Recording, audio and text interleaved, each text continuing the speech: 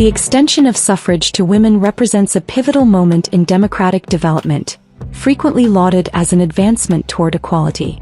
However, an alternative analysis posits that women's electoral participation significantly alters male behavior, generating consequences for both interpersonal dynamics and societal structures. This perspective contends that women's voting power disrupts the equilibrium between genders, prompting men to forsake their inherent viewpoints in favor of female preferences. Men, motivated by the pursuit of relational and physical intimacy, adjust their political decisions to align with women's inclinations. This adaptation is argued to produce tension within personal relationships and broader governance frameworks. The central contention focuses on the transformation of male decision-making under female electoral influence. Men, traditionally associated with pragmatic reasoning, shift toward emotionally or relationally driven priorities to secure female approval. This reorientation amplifies women's impact on policy outcomes, as men prioritize relational harmony over independent analysis.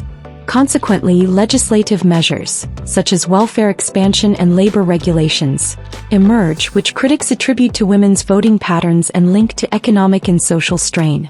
This influence permeates beyond domestic spheres into political arenas. Elected officials, cognizant of women's voting strength, design platforms to appeal to female constituencies, often emphasizing issues that diverge from national imperatives. Women's preferences, which evolve across life stages, further complicate this process as men, both partners and policymakers, adapt to accommodate these variable demands. The argument suggests that women's suffrage introduces a dynamic wherein men's pursuit of approval drives legislative agendas, establishing a form of indirect authority that challenges traditional gender complementarity.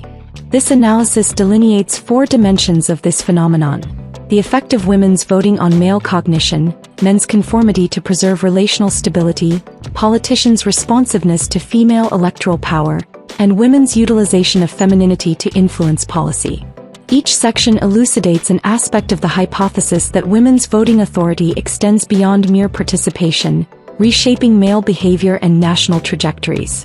This examination poses a foundational inquiry into democratic power structures. How do gender interactions configure the exercise of political agency?